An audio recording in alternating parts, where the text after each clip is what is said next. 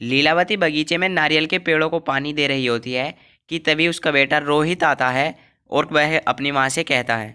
माँ, मैं आपको एक खुशखबरी सुनाने आया हूँ। आपके बेटे की एक बहुत अच्छी कंपनी में नौकरी लग गई है। अब आपको नारियल पानी बेचने की जरूरत नहीं पड़ेगी। मैं अकेला ही घर को संभाल लूंगा। ये तो बहुत अच्छी खुशखबरी है। अब बस तेरे लिए एक अच्छी सी बहू और मिल जाए, मेरा जीवन सफल हो जाएगा। ये सोचकर लीलावती रोहित के लिए एक अच्छी सी लड़की ढूंढने लग जाती है, जिसके बाद पंडित एक मोहिनी नाम की लड़की का रिश्ता लेकर आता है। जब लीलावती मोहिनी की तस्वीर देखती है तो मोहिनी का रिश्ता अपने बेटे रोहित से तय करने के लिए बोलती है और कुछ ही दिन में शादी कर कर मोहिनी को अपने घर ले आती हैं। जिसके बाद मोहिनी धीरे धीरे करके सभी जिम्मेदारियों को समझने लगती है। ऐसे ही कुछ साल बीत जाते हैं और अब मोहिनी को एक प्यारा सा बेटा भी हो जाता है, जिसका नाम वो कार्तिक रखती है। एक दिन रोहित किसी काम से बाहर जा रहा होता है कि तभी रास्ते में उसकी बाइक का एक्सीडेंट एक ट्रक से हो जाता है, जिस कारण उसकी मृत्यु हो जाती है। और जब ये बात लीलावती को पता चलती है तो उसके पैरों तले से जमीन खिसक जाती हे है। ऊपर वाले, तूने ये क्या कर दिया? एक ही तो बेटा था मेरा, तूने उसे भी मुझसे छीन लिया। मोहिनी भी जोर जोर से रोने लगती है, जिसे देखकर लीलावती उससे कहती है। बहू, संभालो अपने आप को।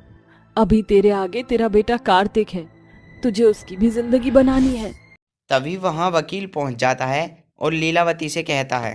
लीलावती जी, मुझे आपको ये एक जरूरी बात बतानी है कि आपके बेटे ने जाने से पहले अपनी सारी जायदाद आपके नाम कर दी है। मुझे आपका सिग्नेचर चाहिए। वकील की यह बात सुनकर लीलावती को अपने बेटे पर बहुत नाज होता है और वो रोते रोते साइन कर देती है। लेकिन ये बात मोहिनी के दिमाग में खटक जाती है और वो मन ही मन सोचती है। रोहित जी ऐसा कैसे कर सकते हैं? क्या उन्हें अपनी पत्नी और बेटे की कोई परवाह नहीं थी? उन्होंने सारी जायदाद इस बुढ़िया के नाम क्यों की? चाहे कुछ भी हो जाए, मैं सारी जायदाद इस बुढ़िया को हड़पने नहीं दूंगी।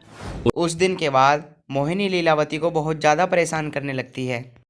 कभी सारे घर के काम उससे कराती तो कभी जोर जोर से चिल्लाने लगती। एक दिन उसने सारी हदें पार कर दी और लीलावती को बेहोशी की दवाई रात के समय खिलाकर प्रॉपर्टी के कागज पर अंगूठा ले लिया।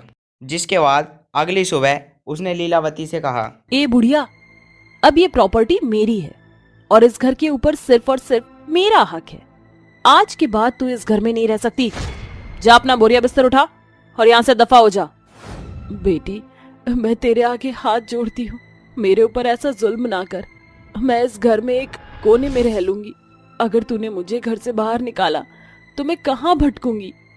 देख बुढ़िया, मेरे पास तेरे रहने के लिए कोई जगह नहीं है। अगर तुझे रहना ही है तो तुझे मैं बगीचा दान कर रही हूँ और उस बगीचे में एक झोपड़ी बनवा देती हूँ, उसमें रह लियो। मोहिनी बगीचे में एक झोंपड़ी डलवा देती है, जिसके बाद लीलावती उस झोंपड़ी में रहने लगती है। लीलावती के पास अब और कुछ भी नहीं था और वह अकेली झोंपड़ी में पड़ी रहती थी। अब उसके पास खाने के लिए भी कुछ नहीं था, जिस वजह से उसने नारियल की खेती करना शुरू कर दिया। कई दिनों तक उसे बाहर जाकर भीख मांगकर गुजारा करना पड़ा। फिर जैसे जैसे नारियल की खेती अच्छी होने लगी तो उसने बाजार में जाकर नारियल बेचना शुरू कर दिया। नारियल पानी ले लो, नारियल पानी, ताजा ताजा ठंडे ठंडे नारियल पानी, गर्मी में पियो नारियल पानी। अरे अम्मा, ये नारियल पानी कितने रुपए का है? भैया, एक नारियल पानी 30 रुपए का है। हाँ हाँ ठीक है, मुझे एक नारियल पानी दे दो। लीलावती उस नारियल पानी को उस आदमी को दे देती है, जिसके बदले में वो उसे 30 रुपये देता है। ऐसे ही वो दिन भर ढेर सारे नारियल बेचती है और जिससे उसकी अच्छी कमाई हो जाती है। अरे वाह, आज तो मैंने सही पैसे कमा लिए।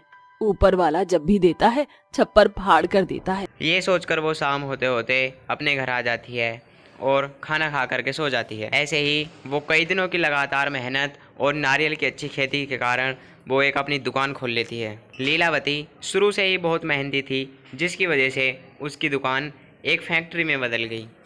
अब वो नारियल पानी की एक बहुत बड़ी फैक्ट्री चला रही थी। वहीं कुछ साल बाद वो बहुत अमीर हो जाती है, लेकिन मोहिनी का बेटा कार्तिक अपनी गर्लफ्रेंड आरती से शादी कर कर उसे घर ले आता है। जिसके बाद मोहिनी के साथ भी बिल्कुल वैसा ही होता है जैसा कि उसने लीलावती के साथ किया था। एक दिन कार्तिक और आरती उसे जायदाद से अलग कर देते हैं और उसे धक्के मार के घर से बाहर निकाल देते हैं।